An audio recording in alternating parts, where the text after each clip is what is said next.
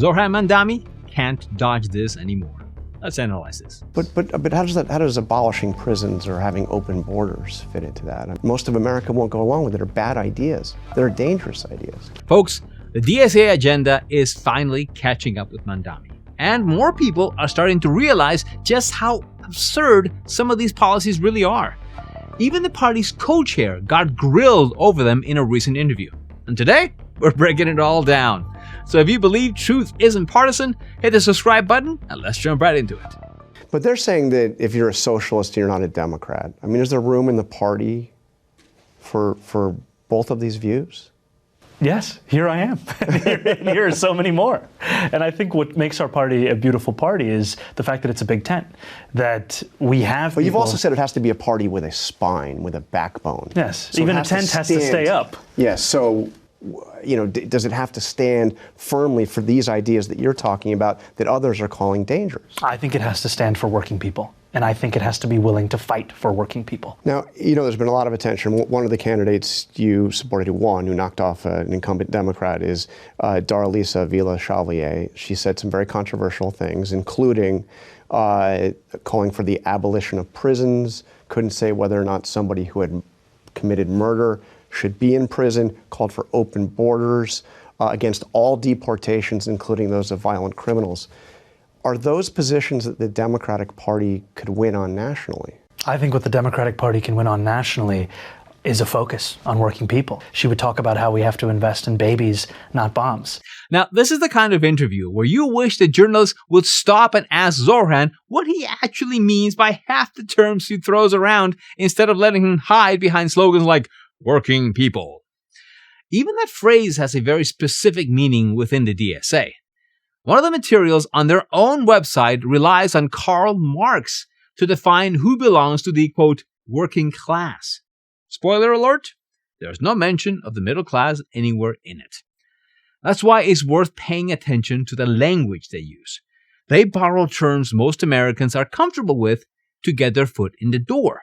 But underneath that is a much broader ideological vision that clashes with the values and principles this country was built on. But how does abolishing prisons or having open borders fit into that? I mean, do you see how those are ideas that a lot of your Democrats that are warning about what happened here say are toxic. Most of America won't go along with it. Are bad ideas. They're dangerous ideas. I think what the focus of her race was, what the focus of her candidacy was about the struggle that working people are facing. And I think that we can have disagreements on policy positions. What we have to agree on is what are we fighting for and who are we fighting for? She showed that in her race, and I think that many people will come to appreciate that in her leadership to come. So we can disagree on something as basic as whether or not there should be prisons?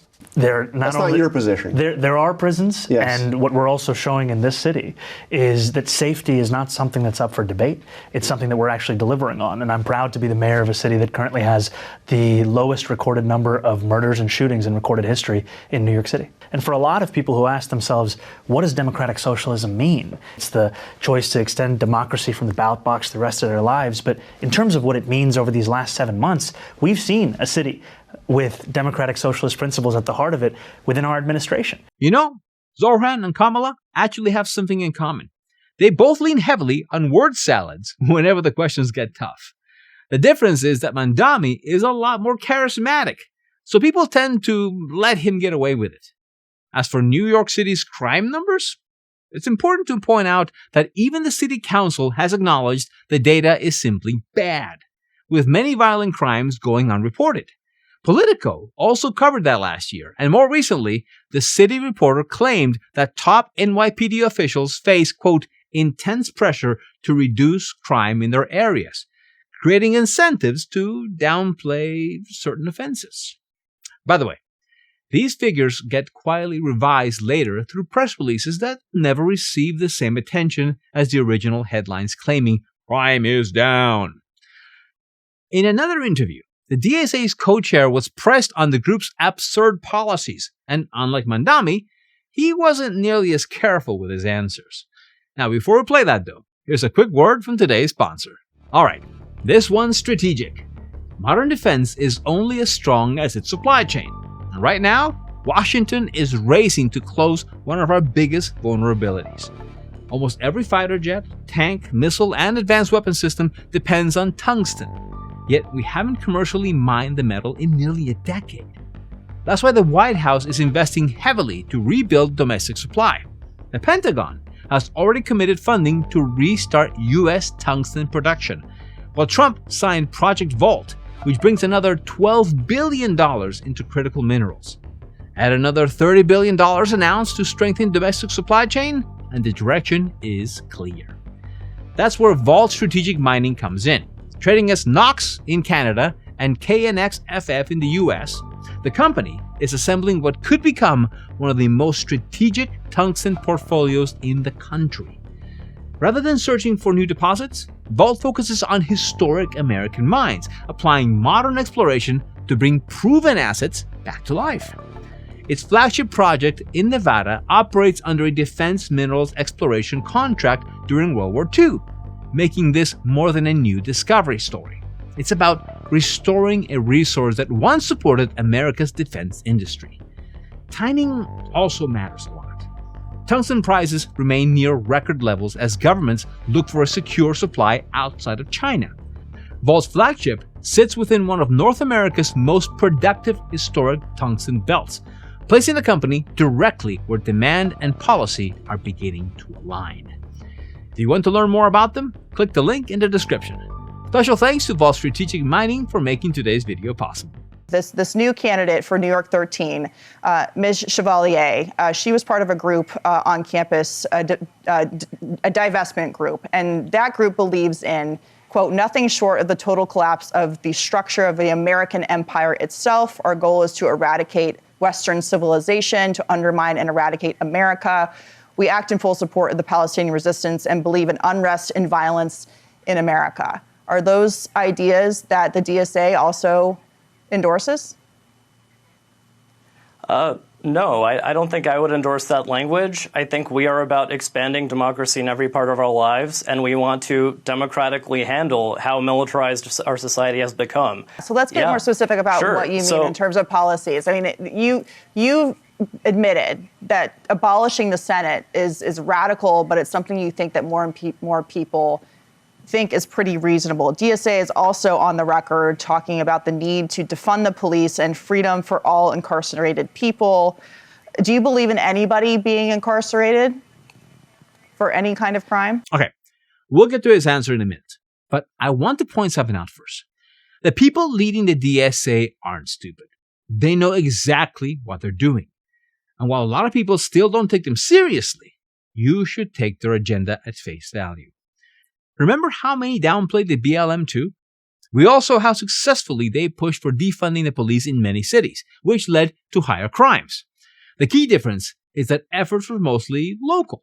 The DSA is looking to enact its radical agenda nationwide.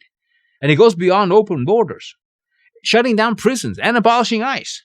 Socialism is front and center. And some of their own members openly identify as Marxists. With that in mind, listen carefully to what the co-chair says next. You know, I believe, I can say what I feel personally. I think there for sure is violent crime or things that are really atrocious things that happen that, for sure in the near term or foreseeable future, I think there is a need to keep that in check. I think there is a lot of lower level crime. Without incarceration, how do you keep murderers from murdering people? I think that there is so much low-level crime that our current system just goes after people for things like jumping a turnstile in a subway station or somebody having a mental health episode. Okay, but do you think that murderers should be put in prison? Do you think that murderers should be put in prison and incarcerated, or no? I'm okay with that. I think that things that are low-level crime that should not have police responding by shooting a teenager who jumps their turnstile or who is having a mental health episode. Crime has actually gone down in the past few months that Zohran Mamdani has been mayor and is starting to enact the policies that he campaigned on. Well, so when you don't arrest anybody and you don't put this crime stats in, of course it looks like crime went down. Again, what exactly does he mean by, quote, a mental health episode? It's one of those broad phrases that can be stretched to cover almost anything if you wanted to. And with all this talk about protecting working people, shouldn't that also include making sure they live in safe cities? That's the part they never seem interested in explaining. It's beyond me how, after the 2024 election, when a lot of people thought Democrats would move back towards the center, they instead doubled down and kept drifting further left. Now, whether you call it democratic socialism or something else, there's no denying that the movement is gaining momentum. Now, hopefully it runs its course sooner rather than later, and we can get back to something that at least resembles normalcy within our politics.